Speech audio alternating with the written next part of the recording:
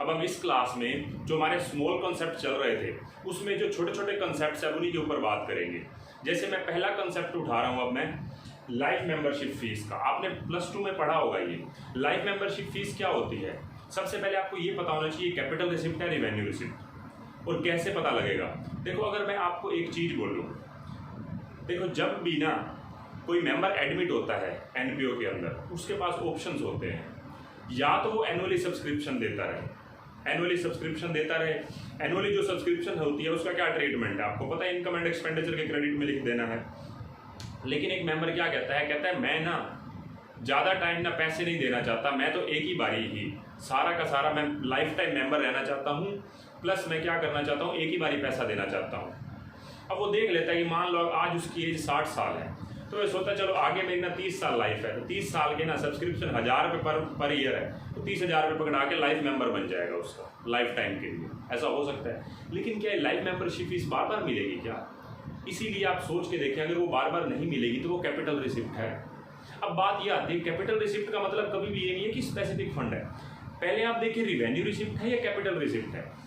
Capital receipt है क्योंकि कभी कभी मिलेगी। फिर कैपिटल रिसिप्ट में देखिए वो जनरल फंड है स्पेसिफिक फंड है। अगर जनरल फंड है तो कैपिटल फंड में ऐड हो जाना चाहिए, और अगर स्पेसिफिक फंड है तो उसी नाम से शो होना चाहिए। तो मैं आपको बता दूं कि ये क्या है हमारे लिए, जनरल फंड है। देखो आपके पास लाइफ मेंबरशिप फीस मिलती है वो कैपिटल रिसिप्ट, और कैपिटल रिसिप्ट जो है कौन सी वाली है, ये जनरल फंड में जाएगी, मतलब कैपिटल फंड में इसको ऐड कर दो, स्पेसिफिक फंड नहीं है। हालांकि ये बात आपने ये यहाँ तक का पॉइंट जो है ना आपने 12th तक पढ़ा, और आप 12th में लाइफ मेंबरशिप फीस को अलग दिखा देते थे। देखो अलग दिखाना कोई बड़ी बात नहीं है, लेकिन एक माइंड में बात होनी चाहिए वो स्पेसिफिक फंड नहीं है। आप कैपिटल फंड में ऐड करो तो भी चलेगा, अलग से दिखा दो सेपरेट आइटम तो भी चलेगा, लेकिन वो स्पेसिफिक नहीं बोल सकते। अब बात क्या होती है, कई बार ना पता क्या हुआ है कि जो एनपीओ है वो क्या करते हैं, इसमें ना एक्स्ट्रा कुछ काम करते हैं लाइफ मेंबरशिप फीस से रिलेटेड, एक्स्ट्रा अकाउंटिंग करते हैं। वो क्या है, आप कैपिटल फंड में ऐड करके काम ही खत्म करते हैं। ये बात आपने +2 तक पढ़ी। हालांकि जो आगे की मैं बात बता रहा हूँ ना, प्रैक्टिकली इन्होंने कहीं पे इसका यूज नहीं किया। इन्होंने 3 ऑप्शंस बता दिए, इन 3 ऑप्शंस में से ना लाइफ मेंबरशिप फीस का ट्रीटमेंट कर लेना। हालांकि इन्होंने ये भी बोला है कि ये जनरल फंड है, मतलब ये कैपिटल रिसिप्ट में कहाँ पे जाएगा, कैपिटल फंड में जाएगा, ये स्पेसिफिक फंड नहीं है, इसके अगेंस्ट कोई बाउंडेशन नहीं है एनपीओ को। लेकिन उन्होंने फिर भी ये 3 अकाउंटिंग बताई। 3 अकाउंटिंग है, तीनों में से कोई ऑप्शन एक्सेप्ट कर ले, लेकिन ये तीनों अकाउंटिंग हमारे पास सिर्फ लाइफ मेंबरशिप फीस रिसिप्ट होगी, उसको बैलेंस शीट में कैपिटल फंड में शो करना है या अलग से दिखाना है, इतनी ही अकाउंटिंग है। इसके बाद की जो मैं बात बता रहा हूँ सिर्फ आपकी थ्योरी में लिखी हुई है स्टडी मटेरियल के अंदर, उसकी डिस्कशन कर रहा हूँ। आप बात को ध्यान से सुनना। देखो क्या कह रहा है, कह रहा है मेथड्स एडजस्टमेंट के लाइफ मेंबरशिप फीस की, या तो क्या करो till death in life membership fees में अकाउंट में डाले रखो, पड़े रहने दो ऐसे ही अलग से सेपरेट आइटम, ठीक है, उसको पड़े रहने दो। ये रिस्ट्रिक्शन नहीं है, आप अपनी मर्जी से एनपीओ खुद कर रहा है अकाउंटिंग। कह रहा है कि सेपरेट आइटम दिखा देते हैं till death life membership fees account में, या इसको अकाउंट बोले ना, लाइफ मेंबरशिप फीस ऐसे लिख दो बस। एंड आफ्टर डेथ इसको एक फंड में डालेंगे जिसको बोलेंगे एक्यूमुलेटेड फंड, उसमें डाल दो। मतलब जब तक पर्सन जी रहा है तब तक लाइफ मेंबरशिप फीस ऐसे ही लाइबिलिटी साइड में पड़ी रहेगी, जब उसकी डेथ हो जाएगी तो उसके बाद एक्यूमुलेटेड फंड में। ये पहला ऑप्शन है। दूसरा मतलब मेथड है। दूसरा क्या है, देखो एक बात बताओ, मैंने अभी आपको एक बात बोली, पर्सन को ये पता है कि मेरी एज ना 60 साल है, मेरी लाइफ ना आगे मैक्सिमम मेरी एवरेज जो है ना मेरी 30 साल लाइफ है। वो क्या सोचता है कि ना मैं ना 30,000 रुपये इनको दे के लाइफ मेंबरशिप फीस अपना पे करके और मेंबर बन जाता हूँ। फिर एनपीओ भी आगे सोचता है इस पर्सन ने ना जितना एनुअल सब्सक्रिप्शन देनी होती ना, जितनी एनुअल सब्सक्रिप्शन देनी होती उतना पैसा इनकम एंड एक्सपेंडिचर में डालते जाओ हर साल लाइफ मेंबरशिप फीस से निकाल के। मतलब आपने पहले साल क्या एंट्री करी होगी, bank account debit to life membership fees, या receipt and payment account debit to life membership fees. वो जो लाइफ मेंबरशिप फीस है उसको आप एवरी ईयर सब्सक्रिप्शन में ट्रांसफर कर दें। जितनी आपकी एनुअल सब्सक्रिप्शन होती धीरे धीरे अपने आप ही लाइफ मेंबरशिप फीस सब्सक्रिप्शन के नाम पे चली जाती और उसके थ्रू इनकम एंड एक्सपेंडिचर में क्रेडिट हो जाती। समझ रहे बात को? देखो उस पर्सन ने सब्सक्रिप्शन से बचने के लिए तो ये दी थी ना फीस, ठीक है, इसीलिए वो क्या कह रहे हैं, amount equal to annual subscription transfer to income and expenditure annually subscription के नाम से थ्रू। और ऑन डेथ, अब देखो मान लो उसकी 10 साल बाद डेथ हो गई, अब जितना भी पैसा बच गया ना जो अभी ट्रांसफर होना बाकी था इनकम एंड एक्सपेंडिचर में, उसको हम क्या करेंगे, एक्यूमुलेटेड फंड में ट्रांसफर कर देंगे। देखो 30 साल के लिए उसने पे कर दिया था, लाइफ मेंबरशिप फीस पे कर दी थी, 10 साल बाद उसकी डेथ हो जाती है, 10 साल की लाइफ मेंबरशिप फीस तो सब्सक्रिप्शन के नाम से इनकम एंड एक्सपेंडिचर में चली गई, बाकी 20 साल की कहाँ चली जाएगी, एक्युमुलेटेड फंड में। ठीक है। तीसरी बात, amount calculated according to age average life of the member shall be transfer to income and expenditure. अब यहाँ पे कैलकुलेशन कैसे कर रहे हैं, अब 90 साल उस पर्सन ने मानी थी ना अपनी एज की, भाई मेरी इतनी एज हो जाएगी अगर बिल्कुल हेल्दी रहा तो। अब एनपीओ ने अंदाजा लगाया कि 80 साल रहेगी, 80 ईयर्स रहेगी, तो मान लो अगर उन्होंने 30,000 पे कर दिया तो हर महीने का, हर साल का खर्चा कितना बनेगा, 1500 रुपये उसका जो सब्सक्रिप्शन बनती है, तो उसके अकॉर्डिंग वो इनकम एंड एक्सपेंडिचर में डालते रहेंगे। तो amount calculated according to average life of the member shall be transfer to income and expenditure. यहाँ पे जो एनुअल सब्सक्रिप्शन जो उन्होंने बता रखे उसके अकॉर्डिंग डालेंगे इनकम एंड एक्सपेंडिचर में। यहाँ पे उन्होंने कैलकुलेशन करी है कि इसकी लाइफ कितनी है हमारे अकॉर्डिंग, एनपीओ के अकॉर्डिंग, तो उसके अकॉर्डिंग एक हिस्सा हर साल धीरे धीरे क्या करेंगे, इनकम एंड एक्सपेंडिचर में जाता जाएगा। हालांकि ये तीनों बातें जो है ना इन्होंने थ्योरी में डिस्कस कर रखे हैं, प्रैक्टिकली कहीं पे यूज नहीं हो रही आपके क्वेश्चंस में। आपको सिर्फ ये पता होना चाहिए कैपिटल रिसिप्ट है और इसको कहाँ पे दिखाना है, जनरल फंड बोलना है, चाहे अलग से दिखा वो आपकी मर्जी है, कैपिटल फंड में ऐड करो वो भी आपकी मर्जी है। अब हम अगले पॉइंट पे आते हैं। ऐसे ऐसे 3 कंसेप्ट हैं छोटे छोटे, 2-2 मिनट के हैं वो भी, ठीक है, उसी के ऊपर हम बात करते हैं। देखो अब हम बात कर रहे हैं एंट्रेंस फीस की। एंट्रेंस फीस आप मुझे बताएंगे, आपने 12th क्लास में पढ़ा था एंट्रेंस फीस का क्या ट्रीटमेंट करते थे आप एंट्रेंस फीस को वहां पे रेवेन्यू रिसिप्ट मान के इनकम एंड एक्सपेंडिचर के क्रेडिट में लिख देते थे। ये आपका ट्रीटमेंट तब होता था जब क्वेश्चन साइलेंट है। पहले मुझे एक बात बताएं, एंट्रेंस फीस होती क्या है। देखो जब भी कोई नया मेंबर आता है ना तो उसको एंट्री के टाइम पे, मेंबर बनते ही उसको कुछ फीस पे करनी पड़ती है। लाइफ मेंबरशिप फीस से रिलेट मत करना, लाइफ मेंबरशिप फीस तो सब्सक्रिप्शन से बचने का तरीका है। एंट्रेंस फीस एक बार आपको एंट्री के लिए, जैसे स्कूल में एडमिशन फीस देनी पड़ती है और अलग से आप ट्यूशन फीस वगैरह या बिल्डिंग फंड वगैरह अलग से देते हो बाद में, तो सेम बात आपको एंट्री के लिए एंट्रेंस फीस देनी पड़ेगी। अब एक बात है ना, मैं आपसे पूछूं, एक मेंबर अपनी लाइफ टाइम में एक ही बारी फीस देगा या बार बार देगा? जब भी वो मेंबर बनेगा फर्स्ट टाइम एक ही बारी देगा, उसके बाद थोड़ी ना, उसके बाद तो सब्सक्रिप्शन दी जानी है। समझ रहे हैं बात को? तो इस हिसाब से देखा जाए ये रिसिप्ट कैपिटल रिसिप्ट होनी चाहिए या रेवेन्यू रिसिप्ट होनी चाहिए? आपका माइंड काम करे तो एक ही बार मिलने तो कैपिटल रिसिप्ट है, लेकिन सीबीएसई का ट्रीटमेंट समझे। पहले मैं आपको फाउंडेशन का ही बता रहा हूँ, फाउंडेशन ने बिल्कुल ठीक बताया कैपिटल रिसिप्ट है।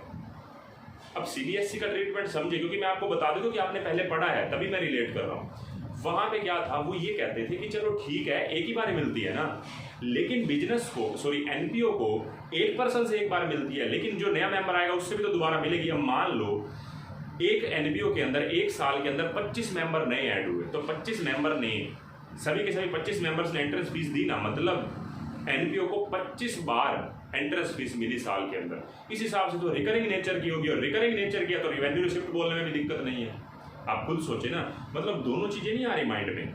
एंट्रेंस फीस एक ही बारी तो मिलनी है, लेकिन एक बंदे से, एक मेंबर से एक बार मिलनी है। हर मेंबर अगर मान लो 25 मेंबर हैं तो सबसे एक एक बार तो मिलेगी ही, तो इस हिसाब से तो रिकरिंग हो गई, और ये तो बार बार मिलती रहेगी। जो भी कोई नया मेंबर आएगा उस हिसाब से तो रेवेन्यू रिसिप्ट बनती है। अब इंस्टीट्यूट ने इसका क्या बोला, इंस्टीट्यूट कहते हैं हम तो एक पर पर्सन के हिसाब से दे रहे हैं, एक पर्सन से कितनी बार मिलती है, एक ही बारी में, हम उसको क्या बोलेंगे, कैपिटल रिसिप्ट। तो कैपिटल रिसिप्ट ट्रीट करके चलेंगे, कैपिटल फंड में डाल देंगे। स्पेसिफिक फंड ये है नहीं, कोई कंडीशन नहीं है इसके ऊपर, पहली बात, ठीक है।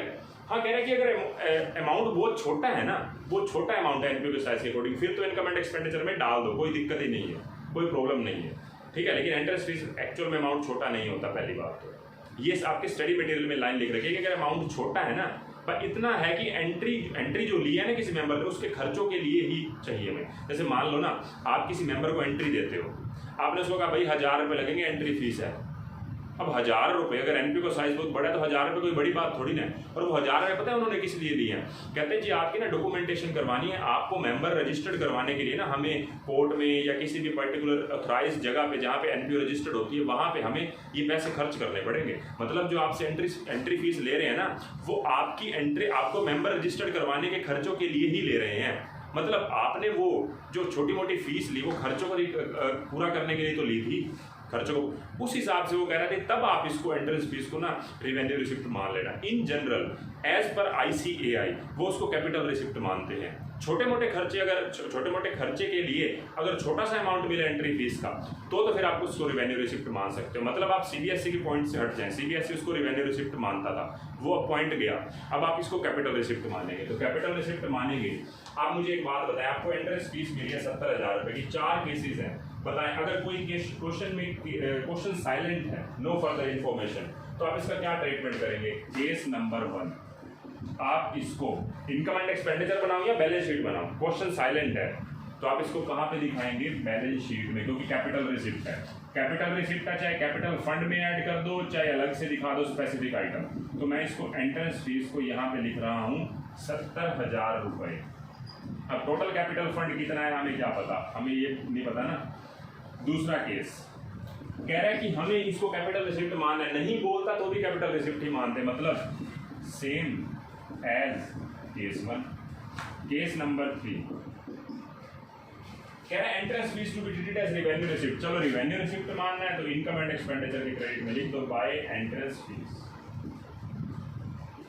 ठीक है। और केस नंबर 4 में क्या कह रहा है? कह रहा है कि 30% को हमने रिवेन्यू रिसिप्ट मानना है, तो इनकम एंड एक्सपेंडिचर में 30% अमाउंट मतलब बाय एंट्रेंस फीस 21,000 रुपये आप दिखा दो, कहाँ पे? इनकम एंड एक्सपेंडिचर के क्रेडिट में। और बैलेंस शीट में कितना दिखा दो? जितना कैपिटल फंड है वो तो है ही है, इसमें एंट्रेंस फीस ऐड कर दो 70,000 रुपये का 70%, क्योंकि 30% रिवेन्यू में चला गया, तो 49,000 रुपये ये आपका निकल आ गया। बस ये आपके चारों ट्रीटमेंट हो गए। क्वेश्चन साइलेंट है तो बैलेंस शीट में, कैपिटल रिसिप्ट कैपिटल फंड में, स्पेशली बोल रहे तब भी यही ट्रीटमेंट होगा। अगर स्पेशली कह रहे रिवेन्यू रिसिप्ट है तो डाल दो इनकम एंड एक्सपेंडिचर के क्रेडिट में। और जैसे जैसे बोल रखा है, जैसे 30% रिवेन्यू रिसिप्ट यहाँ पे और बाकी 70% यहाँ पे, तो चारों केसेस हमारे हो गए, ठीक है। तो आपने मेरे से दूसरा कंसेप्ट लाइफ मेंबरशिप फीस के बाद एंट्रेंस फीस भी पढ़ लिया। इसके बाद हमारे 2 और हैं, वो अब हम करते हैं। कौन कौन सा है वो मैं लिख देता हूँ। देखो हमारा नेक्स्ट पॉइंट है एंडाउमेंट फंड का। एंडाउमेंट फंड होता क्या? देखो अगर कोई भी पर्सन क्या करता है, अपने ना जीते जी ये कह देता है कि मेरी वसीयत में से इतना हिस्सा इस पर्टिकुलर एनपीओ को जाएगा, मैं दूंगा, एनपीओ को दूंगा।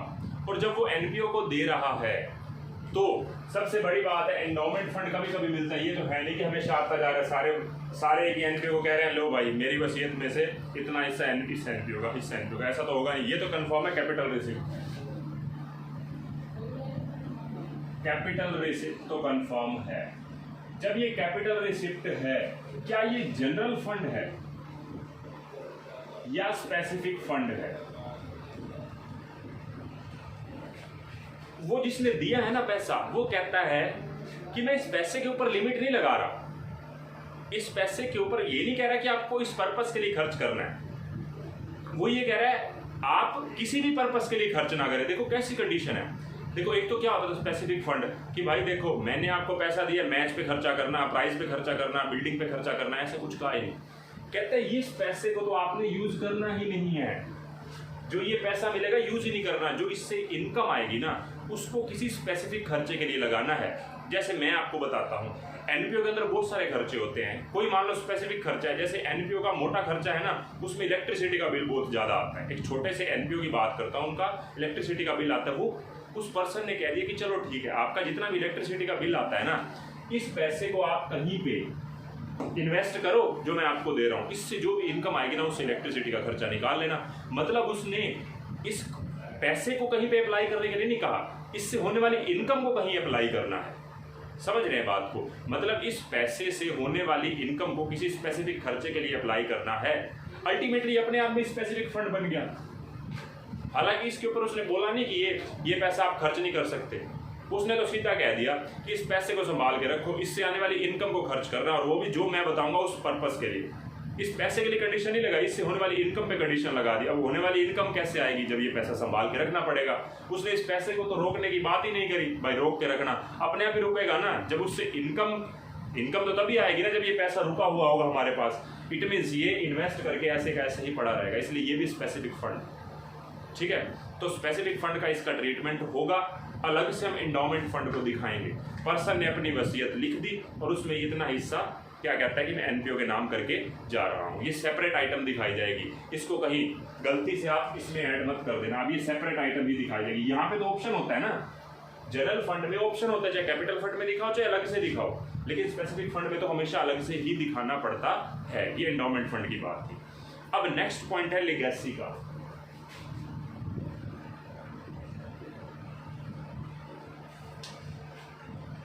अब देखो लेगेसी का मतलब क्या है। एंडोमेंट फंड पर्सन जिंदा था, अपनी वसीयत में से कुछ हिस्सा एनपीओ के नाम पे कर गया, वसीयत लिख दी उसने। यहाँ पे पर्सन ने अपनी विल लिखी है कि भाई मेरे मरने के बाद ये जो पैसा है मेरा सारा का सारा एक पर्टिकुलर एनपीओ को चला जाएगा। उसने तो जीते जी अपना हिस्सा अपना वसीयत किसके नाम पे कर दी, एनपीओ के नाम पे, कुछ पर्टिकुलर पोर्शन। यहाँ पे कह रहा है मेरी विल है कि मेरी डेथ के बाद, विल का मतलब यही होता है कि डेथ के बाद जो यूज हो पाती है। विल में क्या लिख दिया कि मैं जब तक मैं जिंदा हूँ तब तक मेरी, उसके बाद ये इस पर्टिकुलर एनपीओ की हो जाएगी, इस चैरिटी में चली जाएगी। ठीक है, अब ये पैसे के ऊपर कोई कंडीशन थोड़ी ना है, लेकिन है कैपिटल रिसिप्ट, कभी कभी मिलती है। ये कंफर्म है, ये कैपिटल रिसिप्ट है, लेकिन ये कौन सा फंड है, जनरल फंड।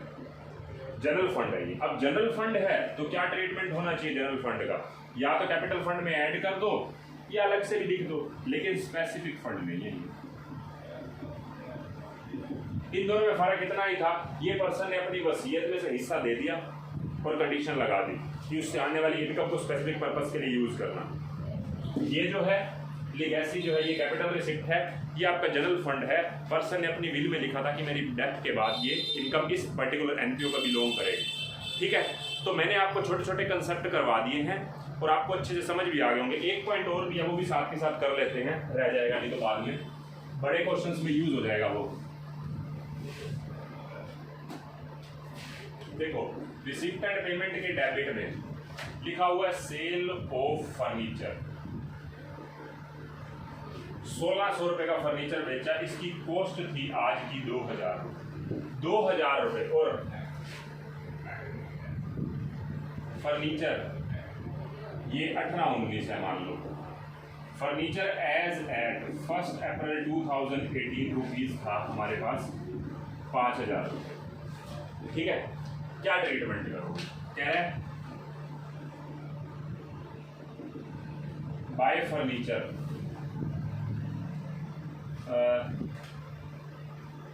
7000 रुपये का फर्नीचर और भी परचेज कर रखा है, depreciation at the rate of 10%। देखो बात को समझना, इंपॉर्टेंट चीज है, अच्छे से समझना इस बात को। देखो आपके पास फर्नीचर 1/4 को 5000 का था, ठीक है,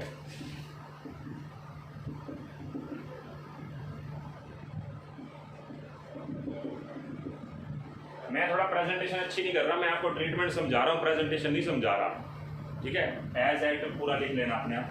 देखो मैं आपको बोल रहा हूँ कि फर्नीचर आपके पास पहले दिन 5000 का था, इसमें से फर्नीचर 1600 का बिक गया तो 1600 लेस कर दूं यहाँ से, नहीं कितना करूंगा 2000 रुपये की कॉस्ट 2000 है। फर्नीचर सोल्ड 2000 तो बाकी रह गया 3000 रुपये।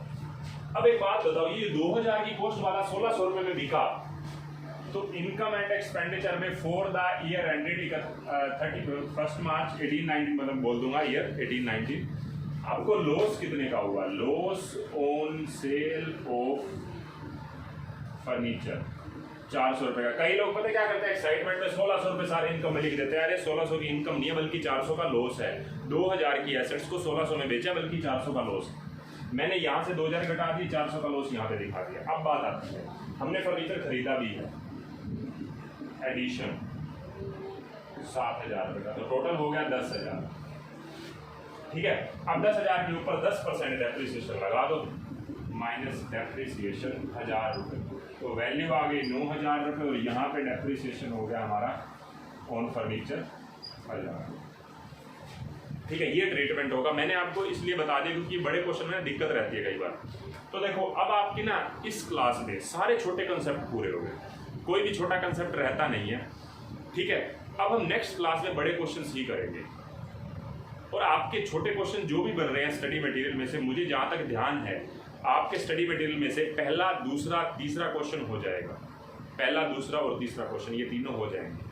ठीक है, प्रैक्टिस क्वेश्चन का मुझे ध्यान नहीं है, लेकिन इलस फर्स्ट, सेकंड, थर्ड हो जाना चाहिए एनपीओ का। स्टडी मटेरियल आप खोल लेना, ईजी है।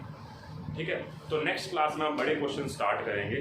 अब मैं आपको एक चीज़ बता दूं, आप ना 12th क्लास में पढ़ते थे ना, एक ही टाइप के तरीके की, मतलब रिसिप्ट एंड पेमेंट और एडजस्टमेंट गिवन होती थी और आपको इनकम एंड एक्सपेंडिचर और 2 बैलेंस शीट बनानी पड़ती थी। इसके ऊपर आपने पीएचडी कर ली थी, क्योंकि छोटे के कंसेप्ट को छोड़ के बाकी आपको 15-20 क्वेश्चन ऐसे करने पड़ते थे एक ही टाइप के। इससे प्रैक्टिस बढ़ती है। लेकिन इंस्टीट्यूट जो ICAI मतलब CA की पढ़ाई जब आप करने लगते हैं ना, तो आपको हर कंसेप्ट ज़्यादा मिलते हैं और हर कंसेप्ट के क्वेश्चन कम मिलते हैं। मतलब अब मैं बोलूँ ना, मैं आपको 4-5 तरीके के क्वेश्चन करवाऊंगा और क्वेश्चन भी 5 ही मिलेंगे। हर कंसेप्ट का एक क्वेश्चन है। अब आपको प्रैक्टिस कहाँ से हो, ये बात भी सोचने की है। ठीक है, समझ रहे हैं बात को? तो इसीलिए CA के अंदर ना, CA की पढ़ाई में आपके लिए कंसेप्ट पे क्लैरिटी होना बहुत ज़्यादा जरूरी है। प्रैक्टिस पोर्शन जो है ना, प्रैक्टिस पोर्शन उसकी ज़्यादा रिक्वायरमेंट नहीं है जैसे आप 12th में मार्क्स के पीछे भागते थे, ऐसा कुछ नहीं है। यहाँ पे आपके कंसेप्ट जो है ना, एट जब आप एग्जाम दे रहे हैं ना, उस टाइम आपके कंसेप्ट काम आते हैं। ठीक है, तो आपको हर एक कंसेप्ट का एक बड़ा क्वेश्चन मिलेगा और वही आपने करना है। एक आधे का 2 क्वेश्चन हो जाएंगे बस मैक्सिमम। इसके अलावा आपको क्या करने पड़ते हैं प्रैक्टिस के लिए? RTP हैं, MTP हैं या पास्ट पेपर्स हैं, वहाँ से क्वेश्चन उठाने पड़ते हैं। तो वहाँ से आपका थोड़ा बहुत हाथ खुलता है, क्योंकि एक क्वेश्चन करने से हाथ नहीं खुलता एक टाइप के क्वेश्चन। अब देखो, एक टाइप का एक ही क्वेश्चन होगा तो हाथ कहाँ से खुलेंगे उसके ऊपर? समझ रहे हैं बात को? तो मैं आपको पहला कंसेप्ट वही करवाऊंगा जो आपने 12th में किया, receipt and payment plus adjustment के बेसिस पे जो आप क्वेश्चन करते थे, वही वाला। फिर इसके बाद चेंजेस आते जाएंगे, धीरे धीरे हम सारा डिस्कस करेंगे। तो आपकी क्लासेस जो हैं लगेंगी, और 20-20 मिनट की, 25-25 मिनट की 4 या 5 क्लासेस लगेंगी वो। ठीक है, हर क्लास में एक कंसेप्ट करेंगे, हम अच्छे से करेंगे। ठीक है, तो नेक्स्ट क्लास में बड़े क्वेश्चन से ही स्टार्ट करेंगे हम। अभी के लिए इतना ही, बाय बाय।